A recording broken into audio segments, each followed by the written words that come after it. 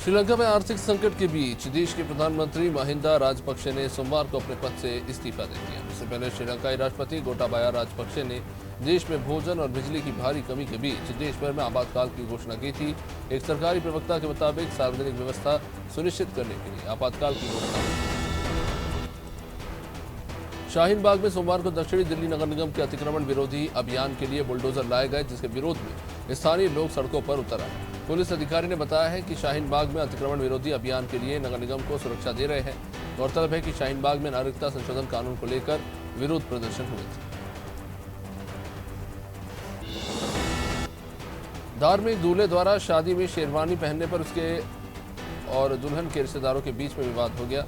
Police इसके बाद दोनों पक्षों के लोगों ने एक दूसरे के साथ कथित तौर पर मारपीट और पथराव किया। दुल्हन के रिश्तेदारों ने आदिवासी परंपरा के अनुसार दूल्हे को धोती कुर्ता पहनकर रस्म करने के लिए कहा था।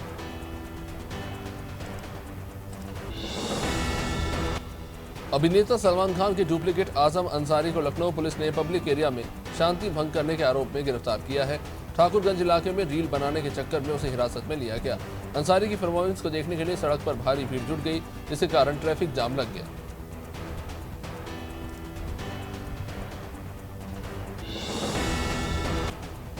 बीएसएफ पंजाब फ्रंटियर ने सोमवार को बताया है कि उसके सैनिकों ने पाकिस्तान से आए ड्रोन के जरिए अमृतसर में तस्करी की कोशिश को नाकाम कर दिया।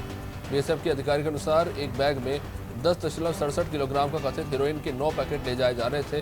ड्रोन को सैनिकों ने मार गिराया। बीएसएफ ने अप्रैल में अमृतसर में एक पाकिस्तानी ड्रोन को मार गिराया था। रांची एयरपोर्ट पर इंडिगो के विमान में एक विकलांग बच्चे को ना चढ़ाई दिए जाने के आरोप में केंद्रीय नागरिक उड्डयन मंत्री ज्योतिराज सिंधिया ने कहा है कि वो खुद मामले की जांच कर रहे हैं। सिंधिया के अनुसार जांच के बाद उचित कार्रवाई की जाएगी। दरअसल एक शख्स ने घटना का वीडियो शेयर करके इंडिगो पर ये आरोप लगाया।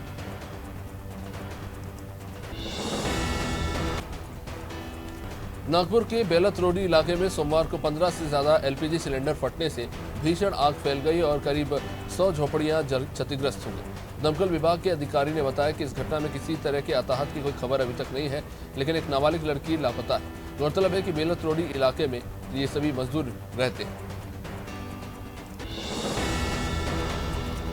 आरजेडी नेता तेजस्वी यादव ने बीपीएससी पेपर लीक होने को लेकर कहा कि बिहार लोक सेवा आयोग का नाम बदलकर अब बिहार राज्य लीक आयोग रख देना चाहिए। उन्होंने कहा कि हम छात्रों का दर्द महसूस कर सकते हैं। बीपीएससी का पेपर लीक हो रहा है तो और संस्थानों का क्या ही हाल होगा। बोर्ड परीक्षाएं के पेपर भी लीक होते हैं।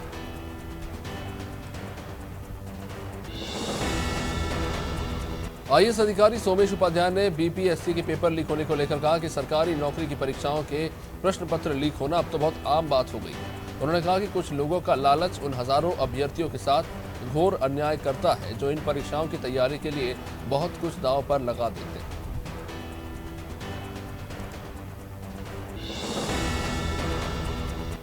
जस्टिस सुधांशु धूलिया और जस्टिस जमशेद बुरजोर पारदीवाला ने सोमवार को सुप्रीम कोर्ट के जज के रूप में शपथ ली। भारत के मुख्य न्यायाधीश एनवी रमणा ने हाईकोर्ट के एडिशनल बिल्डिंग कॉम्प्लेक्स के ऑडिटोरियम में नए न्यायाधीशों को पद की शपथ दिलाई। इन नियुक्तियों के साथ ही सुप्रीम कोर्ट अब 34 न्यायाधीशों की अपनी पूरी क्षमता के साथ काम करेगा। हरियाणा कैडर के आईपीएस अधिकारी हेमंत कलसन पर सिविल अस्पताल में एक नर्स के साथ कथित तौर पर दुर्व्यवहार और गाली गलौज करने के लिए केस दर्ज हुआ है। नर्स के मुताबिक हेमंत शराब की बोतल और गुटखे का पैकेट लेकर एक महिला मरीज से मिलने आया था। नर्स हेमंत लगातार सुरक्षाकर्मी और अन्य मरीजों पर चिल्ला रहे थे।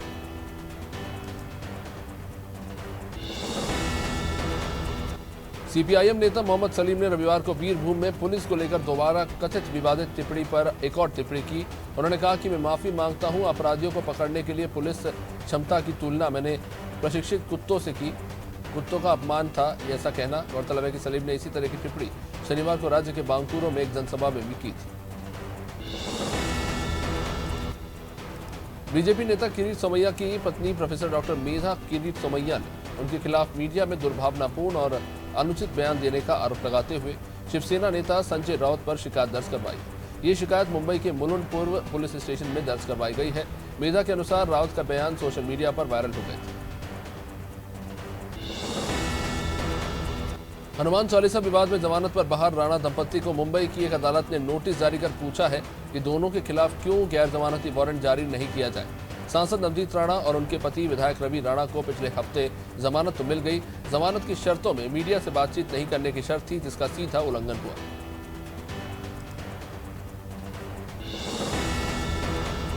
स्कूल शिक्षा विभाग की इकाई UDISI की रिपोर्ट के मुताबिक देश भर में 51,108 सरकारी स्कूल बंद हो चुके हैं, जबकि प्राइवेट स्कूलों की संख्या में 3.6% की बढ़ोतरी हुई है। रिपोर्ट्स के मुताबिक 2018-19 में सरकारी स्कूलों की संख्या 10,83,678 थी, जो 19-20 में घटकर 10,32,000 से भी कम हो गई। चार धाम की यात्रा क्रम में केदारनाथ धाम में भारी संख्या में भीड़ उमड़ रही है। लिहाजा उत्तराखंड के DGP अशोक कुमार ने कहा कि जो लोग रजिस्ट्रेशन नहीं कराएंगे उन्हें रोकना पड़ सकता है। उन्होंने लोगों से रजिस्ट्रेशन कराने का अनुरोध किया है। रिपोर्ट्स के मुताबिक केदारनाथ में हर दिन 15 से 18,000 यात्री दर्शन के लिए पहुंच रहे हैं।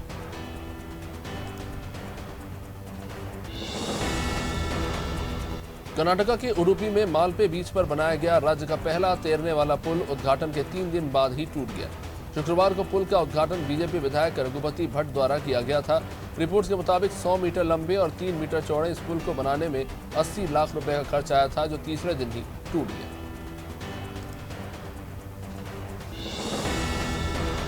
कर्नाटक के बेंगलुरु, मैसूर, बेलगाम, धारवाड़ और कुलबर्गी समेत विभिन्न शहरों में और मंदिरों में सोमवार सुबह 5 बजे लाउडस्पीकर पर हनुमान चालीसा चलाई गई, जिसके बाद श्रीराम सेना के कई कार्यकर्ता हिरासत में ले लिए गए। श्रीराम सेना प्रमुख प्रमोद मुतालिक ने कहा कि ये एक दिन का प्रतीकात्मक विरोध नहीं है, तब तक चलेगा जब तक सरकार मस्जिदों के लाउडस्पीकर के खिलाफ कार्रवाई नहीं करती। मुंबई में सोमवार को दाऊद इब्राहिम के करीबियों के विभिन्न ठिकानों पर रेड में NIA ने कुछ 4 लोगों को गिरफ्तार किया। NIA ने सलीम फ्रूट, कयूम, सबीर अंगोरा और माहिम के साथ हाजी अली दरगाह के मैनेजिंग ट्रस्टी सुहेल खांडवानी को हिरासत में लिया है। 1 दर्जन से अधिक ठिकानों पर NIA ने रेड डाली। केंद्र सरकार ने सुप्रीम कोर्ट में कहा कि देशद्रोह पर IPC की धारा 124A की वैधता की जांच और पुनर्विचार किया जाएगा। सरकार ने कोर्ट से अपील की है कि इस मामले पर सुनवाई तब तक नहीं की जाए जब तक वो जांच न कर ले। इससे पहले शनिवार को सरकार ने कहा था कि इसकी समीक्षा की जरूरत ही नहीं।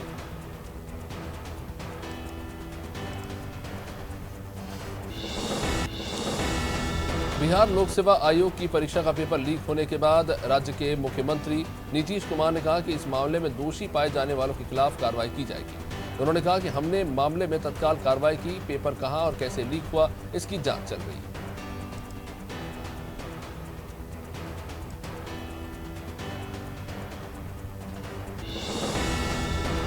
भारतीय रुपया सोमवार को अमेरिकी डॉलर के मुकाबले अब तक के सबसे न्यूनतम स्तर यानी $77.42 पर प्रति डॉलर पहुंच चुका है।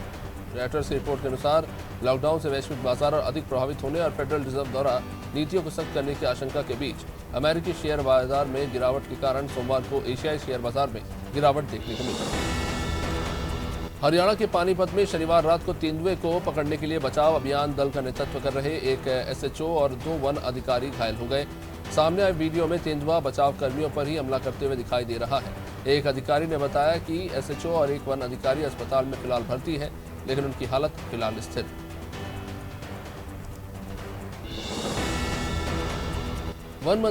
वित्त मंत्री निर्मला सीतारमण ने रविवार को कांग्रेस पर आरोप लगाया कि उसके वाम अतिवादी ताकतों से संबंध है जो देश की एकता के लिए खतरा है।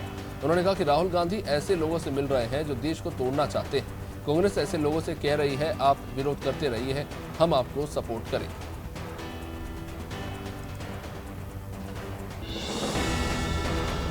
मध्य प्रदेश के भारतीय जनता पार्टी प्रभारी मुरलीधर राव के सामने पार्टी के अल्पसंख्यक मोर्चा ने अपना दर्द जाहिर करते हुए अल्पसंख्यक विरोधी बयानबाजी पर आपत्ति जताई। उन्होंने कहा कि पार्टी की मीटिंग में इस तरह की बातें ना हो जिससे अल्पसंख्यकों को बुरा लगे। उन्होंने कहा कि मैं 10 लोगों को जोड़ता हूं और 25 लोग भाग जाते हैं।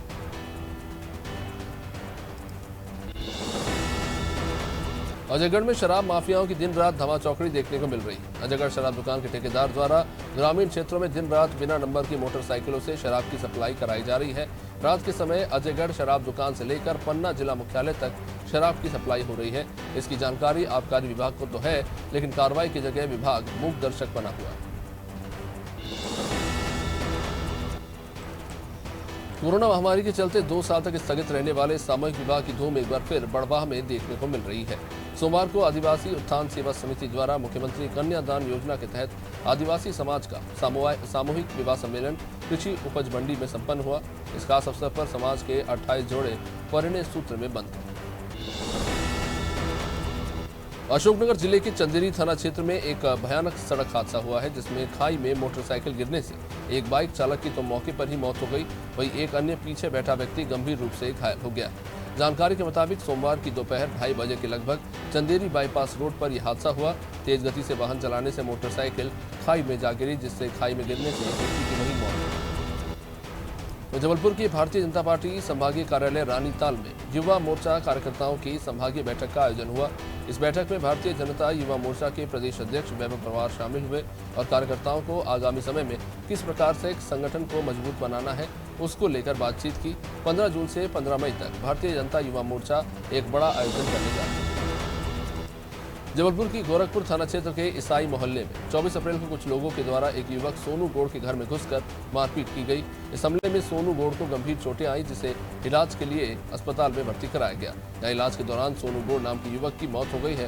इस मामले में गोरखपुर थाना पुलिस ने पूरी घटना के 4 आरोपियों को गिरफ्तार कर लिया है। मुख्य आरोपी विदेश में फंस गए। जगदलपुर शहर में अखिल भारतीय क्षत्रिय महासभा द्वारा महाराणा प्रताप की 483वीं जयंती मनाई गई। सुबह कुम्हा डाकवोट के करीब महाराणा प्रताप की प्रतिमा के समक्ष बड़ी संख्या में शहरवासी इकट्ठा हुए और महाराणा प्रताप की प्रतिमा पर पुष्प अर्पित कर श्रद्धांजलि दी। इस मौके पर एक विचार गोष्ठी भी आयोजित की गई। इस जयंती कार्यक्रम में उपस्थित सभी ने महाराणा प्रताप के गौरवशाली इतिहास को याद। हरिद्वार में आप कार्यकर्ताओं ने नवनियुक्त प्रदेश उपाध्यक्ष शर्मा का स्वागत किया। नवनियुक्त उपाध्यक्ष ने पार्टी नेतृत्व का आभार जताते हुए कहा कि जो जिम्मेदारी उन्हें दी गई उसका पूरी निष्ठा से पालन करते हुए पार्टी की नीतियों को आगे बढ़ाएंगे। वहीं आप नेता संजय सैनी ने कहा कि नरेश शर्मा अनुभवी नेता हैं, उनके नेतृत्व में पार्टी एकजुट होकर जनपद में होने वाली सभी चुनावों में प्रतिभाग रहेगी। पीलीभीत बिजली विभाग की बड़ी लापरवाही सामने आई है, जहां लाइन सही करते समय विद्युत कर्मी बुरी तरह से झुलस गया। कई बार सूचना देने पर भी लाइन बंद नहीं किया गया। बाद में मौके पर पहुंची पुलिस ने बिजली विभाग से कहा और लाइन को बंद कराया। काफी मशक्कत के बाद लोगों की मदद से पुलिस ने घायल को तो बचाया। पूरनपुर तहसील के परिसर के सामने लगे विद्युत ट्रांसफार्मर के ऊपर लाइन में अचानक फॉल्ट हुआ था, जिसे सही करने के लिए संविदा विद्युत कर्मी चढ़ा था।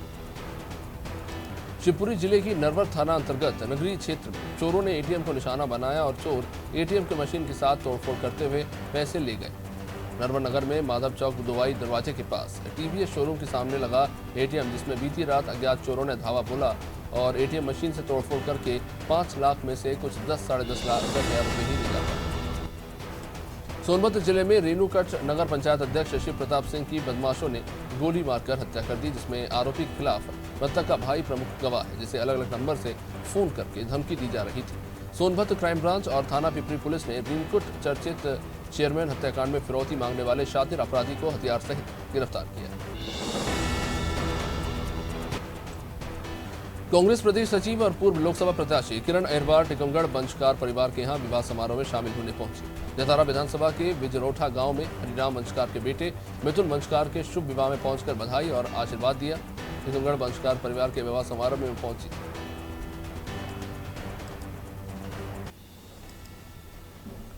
पलेरा नगर के केटी मेमोरियल हाई स्कूल में महिला और बाल विकास विभाग द्वारा लाडली लक्ष्मी उत्सव का आयोजन हुआ। इस आयोजन में राज्य स्तरीय लाडली लक्ष्मी उत्सव का सीधा प्रसारण देखा और सुना गया। आयोजित कार्यक्रम में माध्यमिक शिक्षा मंडल की आयोजित परीक्षा कक्षा 10वीं से 12वीं में प्रथम श्रेणी प्राप्त करने वाली बालिकाओं को प्रमाण पत्र देकर सम्मानित किया गया।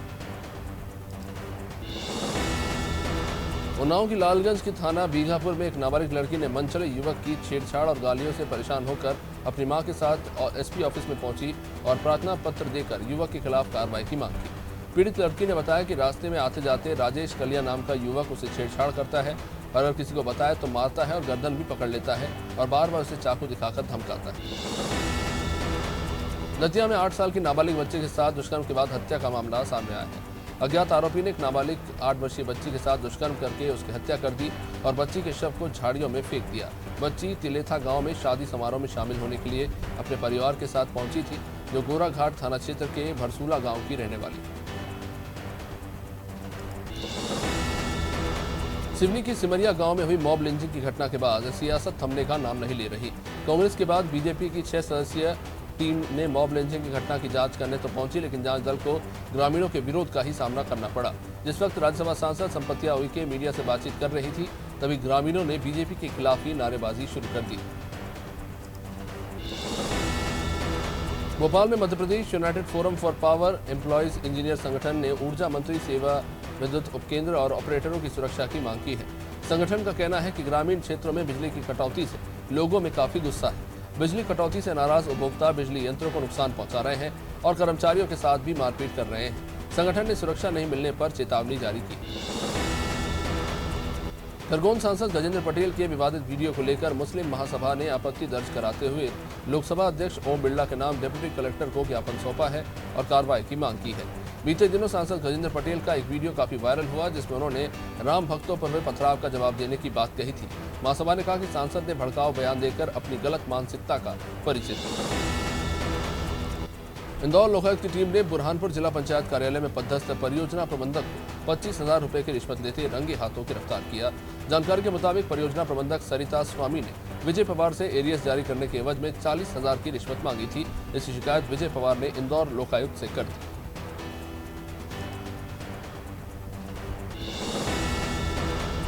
केंद्रीय मंत्री और अमेठी सांसद स्मृति ईरानी 2 दिन के दौरे पर अमेठी पहुंची, जहां उन्होंने जगदीशपुर में दिक्षोली गांव के कार्यक्रम में शिरकत की। इस खास मौके पर बीजेपी कार्यकर्ताओं और नेताओं ने उनका जोरदार स्वागत किया। स्मृति ईरानी ने जन चौपाल में लगे सभी स्टॉल्स का निरीक्षण किया और कार्यक्रम में केंद्र और प्रदेश सरकार की योजनाओं के लाभार्थियों को प्रमाण पत्र बांटे।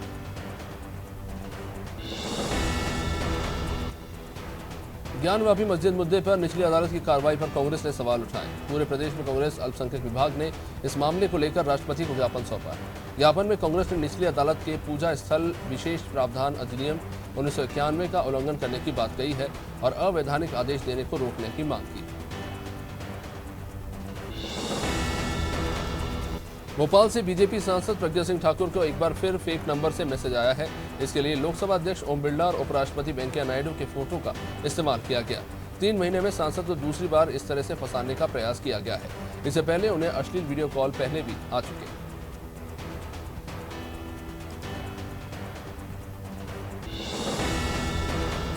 यूपी में सरकार ने बड़ा कदम उठाया। सरकार ने हिस्ट्री शीटर विकास दुबे और उसके रिश्तेदारों की 67 करोड़ की संपत्तियां जब्त कर ली। विकास दुबे पुलिस एनकाउंटर में मारा जा चुका है। अब एसपी आउटर की रिपोर्ट पर डीएम कोर्ट ने उसकी संपत्तियों को अटैच करने का आदेश दिया है। जब्त हुई संपत्तियों में विकास दुबे की पत्नी, मां और दोनों बेटों की संपत्ति शामिल है। राजधानी भोपाल में 12 मई से 60 घंटे पानी की किल्लत रहेगी। शहर की 30 से 35% आबादी प्रभावित होगी। निगम कमिश्नर ने बताया कि 48 घंटे में ये काम निपटा लिया जाएगा। साथ ही कहा है कि शहरवासी पहले से पानी स्टोर करके रखें। दरअसल 30 साल पुरानी पाइपलाइन को बदला जा रहा है। आने वाले 2 महीने में गर्मी में लोग परेशान न हो, इसलिए काम किया जा रहा है। भोपाल के बैरसिया में भी अवैध अतिक्रमण के खिलाफ कार्रवाई की गई। बैरसिया में मुख्य मार्ग से अवैध अतिक्रमण हटाया गया। नरसिंहगढ़ भोपाल और विदिशा रोड पर अतिक्रमणकारियों ने गुमटी बनाकर अवैध कब्जा किया हुआ था, जिसे प्रशासन ने हटा दिया।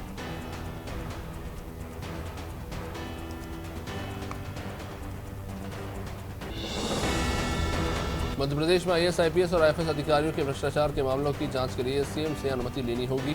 अब इसे लेकर नेता प्रतिपक्ष डॉक्टर गोविंद सिंह ने शिवराज सरकार पर जमकर हमला बोला। उन्होंने सीएम से सवाल करते हुए कहा कि आखिरकार भ्रष्ट नौकरशाहों के सामने आत्मसमर्पण का कारण क्या है। जांच एजेंसियों को पूछताछ, जांच, एफआईआर और कार्रवाई के लिए कोई अधिकार नहीं है, तो फिर इनका क्या मतलब है।